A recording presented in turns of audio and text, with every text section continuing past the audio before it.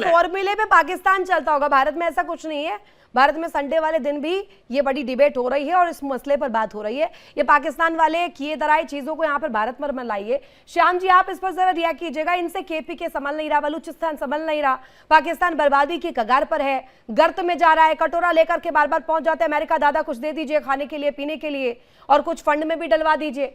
और इसके बाद भी इनकी हिमाकत देखिए, स्ट्रैटेजी देखिए। अपनी सरकार से सवाल नहीं पूछ रहे हैं, शहबाज शरीफ से नहीं पूछ रहे हैं, आसिम मुनीर से नहीं पूछ रहे हैं, सवाल भारत के लिए खड़े कर रहे हैं। श्याम सर।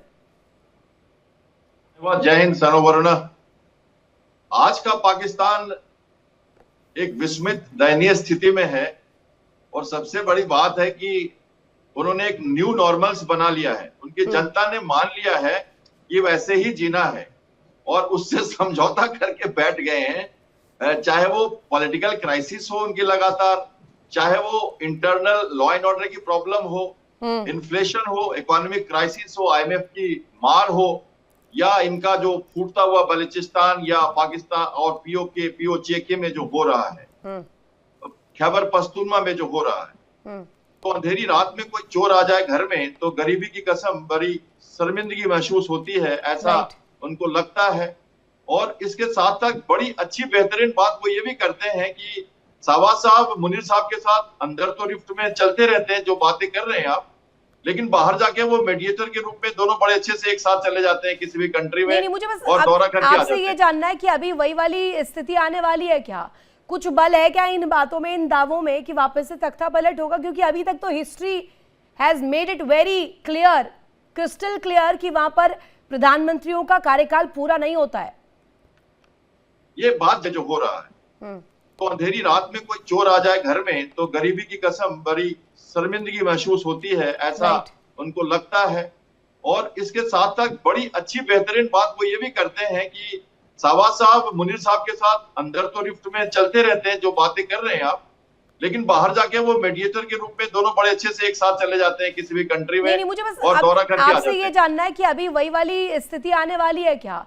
कुछ बल है क्या इन बातों में, इन दावों में कि वापस से तख्ता पलट होगा? क्योंकि अभी तक तो history has made it very clear, crystal clear, कि वहां पर प्रधानमंत्रियों का कार्यकाल पूरा नहीं होता है। ये बात जाहिर है कि दो गुट में है शहबाज साहब की सरकार, और सब जानते हैं कि बहुत बड़ी गलती कर दी उन्होंने। 27वें अमेंडमेंट के साथ chief of defence staff forces बना के उन्होंने सारी अपनी पावर ही दे दी आर्मी को, एक पैरेलल कानून बना दिया वहां पे। और इंटीरियर मिनिस्टर साहब अगर बोलते हैं पार्लियामेंट में डिफेंस मिनिस्टर के अगेंस्ट में, आसिफ साहब कुछ कहते हैं नकवी साहब को, तो ये तो चलता रहेगा। और ये बात वैसे मैं कह सकता हूँ कि ऐसे कोई बाजवा की बात कर रहे हैं, कोई मुशर्रफ की बात कर रहे हैं, पुराने सिस्टम को लाके कह रहे हैं कि फिर से ऐसा आप करोगे। इतिहास गवाह है कि पाकिस्तान में ये हुआ है, तो ये कोई नकार नहीं सकता कि ये दोबारा नहीं हो सकता। लोग तो फौज के घर में, जनरल से घर में घुस गए, लूटपीट मचा दी है, अराजकता की तो सीमा पर चले गए हैं। तो पाकिस्तान में सब कुछ पॉसिबल है। ये हमारा नजदीक का छोटा भाई है हमारा, हमें परेशानी होती है इन चीजों को देख के, हमें दिक्कत होती है। जंतर मंतर की बात वगैरह न करें, जंतर पे अच्छा मंतर फूकने वाले हमारे बड़े जन्नत में बैठे हुए पार्लियामेंट के लोग हैं, वो उसको संभालते रहते हैं। आपका जो 28वां अमेंडमेंट आने वाला है, आप जो जिंजे की बात कर रहे हो उसको देखो और समझो कि आप क्या 18 यहाँ पर बिगड़ता है जब ये कहा जाता है, बयान आते हैं, तलखियां समझ आती हैं, विरोधाभास समझ आता है, लेकिन इसमें ये सीधे सीधे पॉइंट आउट कर देना। एक्टिविस्ट हमारे साथ जुड़े हुए पीओके, उनसे मैं पूछ लेती हूँ, सैफुल्ला जी, ये सीधे सीधे इशारा इस ओर कर रहा है कि पाकिस्तान का सिस्टम ही हैक हो गया है, सिस्टम ही समझ में नहीं आ रहा है, अब ये हैंडओवर होगा, आगे बढ़ेगा, आसिम मुनीर के शर्तों पर चलेगा, क्या होगा ये तो आने वाला वक्त बताएगा। लेकिन अब सावधान तो कर दिया, एटलीस्ट डिस्क्लेमर दे दिया है। जी, सबसे पहले तो मेरी तरफ से सलाम भाईजान को, और आप सबको मेरी तरफ से जय हिंद। मैं भाईजान से एक बात कहूँगा, मैं खुद कश्मीरी हूँ और कश्मीर की बात करूँगा मैं जी। गोली क्यों चलाई है, गोली क्यों चलाई है, क्यों खून बहाया है, हमने तुझे भाई समझा था, फिर तूने क्यों मारा है, ए जालिम तू सुन ले, ये कश्मीर हमारा है, ए जालिम तू सुन ले, ये कश्मीर हमारा है, इस धरती का जर्रा हमें जान से प्यारा है। मैं ये भाईजान जंतर मंतर की बात कर रहे हैं, आसिम मुनीर साहब प्रेसिडेंट बने ना बने, मुझे उससे कुछ नहीं लेना। मैं तो ये पूछना चाहता हूँ भाईजान से और पूरी पाकिस्तानी कौम से और पूरी कश्मीर पूरे पाकिस्तान से ये पूछना चाहता हूँ कि आपने पीओजेके के अंदर जो कत्लो गारत का बाजार गर्म किया हुआ है वो क्यों किया हुआ है? आप तो उसे अपनी शाहरक बताते हैं, लेकिन आप तो उस शाहरक को घोट रहे हैं। शाहरक का मतलब होता है सांस की नली, और उस सांस की नली को आप घोट रहे हैं। आप बेगुनाह कश्मीरियों का खून बहा रहे हैं। आपने रावला कोट के अंदर सौयों कश्मीरियों को कत्ल कर दिया, आपने भिम्बर में कत्ल कर दिया, आपने क्या कहते हैं इसे, मीरपुर में कत्ल कर दिया। आखिर ऐसा क्यों करना चाहते हैं? आपको हमारा जंतर मंतर नजर आता है कि क्या आपको पीओजेके के अंदर उन बेगुनाहों की चीख पुकार नहीं सुनाई देती?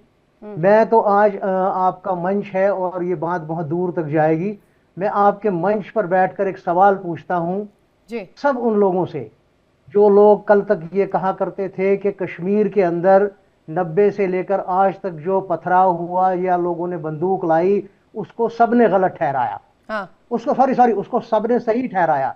लेकिन जो यहाँ पर उन पत्थरबाजों के ऊपर या बंदूक बरदारों के ऊपर इंडियन आर्मी ने और हमारी सिक्योरिटी फोर्सेस ने कार्रवाई की, उसको सबने गलत ठहराया। तो आज मुझे ये बताएं, आज वो लोग कहाँ हैं जो लोग पीओजेके के अंदर ना उनके हाथ में पत्थर है ना उनके हाथ में बंदूक है, उनका कत्लो गारत हो रहा है। आज वो ह्यूमन राइट्स के इदारे कहाँ हैं? आज वो पाकिस्तान की मीडिया कहाँ है? आज वो पाकिस्तान के लीडर हजरात कहाँ हैं? एक सेकंड, आज वो पाकिस्तान के लीडर हजरात कहाँ हैं जो कल तक ये कहते थे कश्मीर हमारी शाहरग है? लेकिन बड़े अफसोस से मुझे कहना पड़ता है, मैं खुद कश्मीरी हूं और वो हिस्सा भी हमारा ही है और वहां भी हमारे बच्चे रहते हैं, हमारे भाई रहते हैं। तो हमें दुख होता है, हमें तकलीफ होती है कि आप उनको कत्ल कर रहे हैं। क्या आप उनकी वो 12 सीटें उन्हें वापस क्यों नहीं देते हैं? रही बात आप खैबर पख्तूनख्वा को ले लीजिए, गिलगित बल्तिस्तान को ले लीजिए, बलोचिस्तान को ले लीजिए, हर जगह आपने दहशतगर्दी का माहौल गर्म कर रखा है। मैंने अभी आपसे गिला किया है, गोली क्यों चलाई आपने? ठीक, वो तो बेचारे ठीक है, जवाब लीजिए, हक मांग रहे थे, आपने गोली क्यों चलाई? ठीक है, सर जवाब दीजिए सर प्लीज।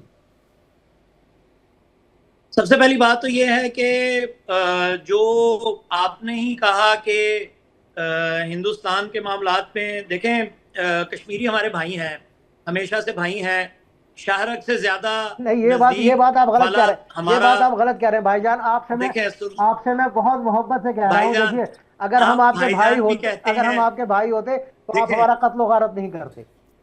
देखें भाईजान, कत्लो गारत पाकिस्तान के अंदर या किसी भी जगह पे दुनिया के अंदर जब भी कोई ऐसे सूरत हाल बनती है तो लॉ एनफोर्समेंट भी काम करती है, जबकि लॉ एनफोर्समेंट क्या करेगी? लोगों को मारेगी, पॉइंट ब्लैंक मारेगी, सेना करके मार देगी लोगों को।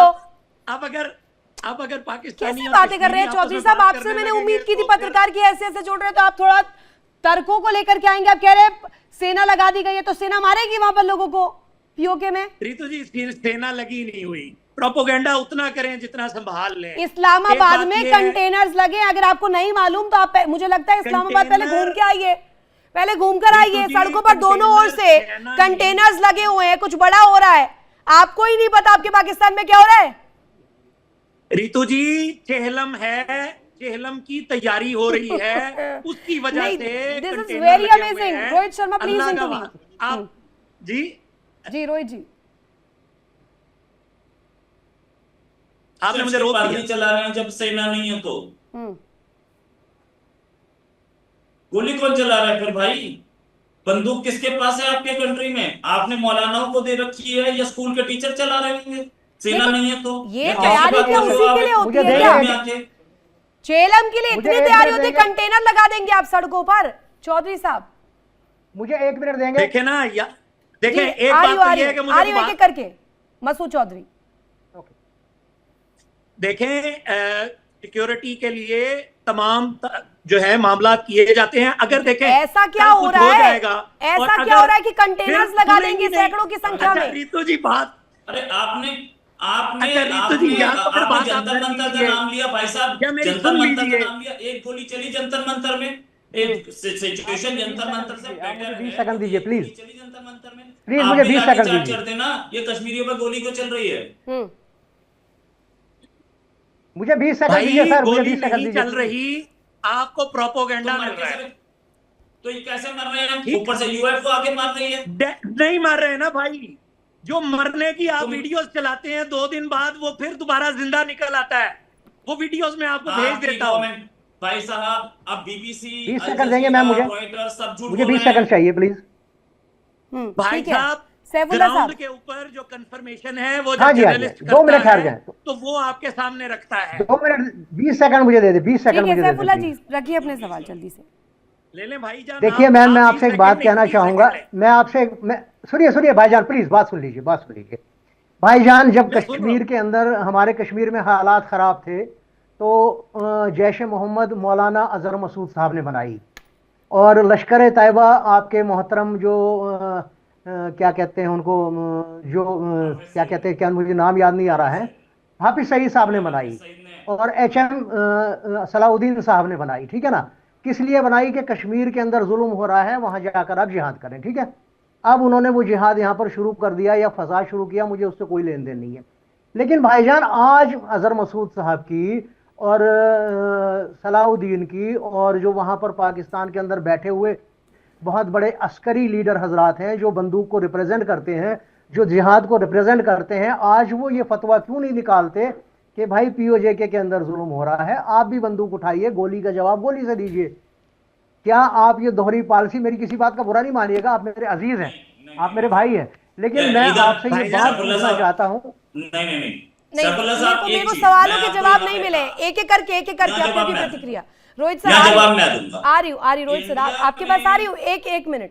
मसूद चौधरी, मुझे बस इतना सा बता दीजिए, ये इस्लामाबाद में जो कंटेनर्स लगाए हैं, ये कंटेनर्स तख्ता पलट की स्थिति से बचने के लिए, उसी दबाव से बचने के लिए लगाए, या सच में चेलम की बात है? चेहलम है, तर्क रखिएगा, मुझे इसके लिए तर्क चाहिए। उठ जाएंगे। चेहलम है, 5 तारीख को उठ जाएंगे, ये कंटेनर हटा दिए जाएंगे, ये मेरी बात नोट कर लें। दूसरी बात, इसी चैनल के ऊपर मैंने ये बात बताई थी कि इलेक्शन होगा, आजाद कश्मीर के अंदर इलेक्शन हो रहा है, दूसरा फेज उसका जारी है, 10 इलेक्शन तारीख नहीं को होगा, तीसरा इलेक्शन फेज नहीं होगा। होगा, उन्होंने तीसरी बाइकआउट बात, कर दिया इलेक्शन का जनाब, तीसरी उन्होंने बात, इलेक्शन का दोस्त- बाइकआउट कर दिया दोस्त, एक भाईजान, बात उन्होंने आपसे इलेक्शन करनी का है। बाइकआउट कर दिया। भाईजान मैंने एक मर्तबा गलती से इसी चैनल के ऊपर मौलाना मसूद अजहर के बारे में साहब का लफ्ज इस्तेमाल कर लिया था।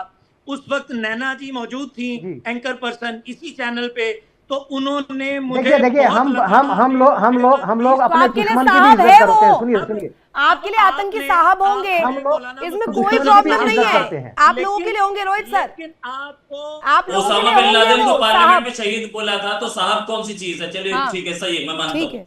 अच्छा, एक चीज ये पाकिस्तान से जर्नलिस्ट साहब बैठे कह रहे हैं सिफारतकारी हो रही है, डिप्लोमेसी हो रही है। देखिए इंडिया डेली 24/7 अब आपकी स्मार्ट टीवी पर। इंडिया डेली मौजूद है सभी डिजिटल प्लेटफॉर्म पर लाइव और लगातार। इंडिया डेली 24/7 हर दिन राष्ट्र को समर्पित।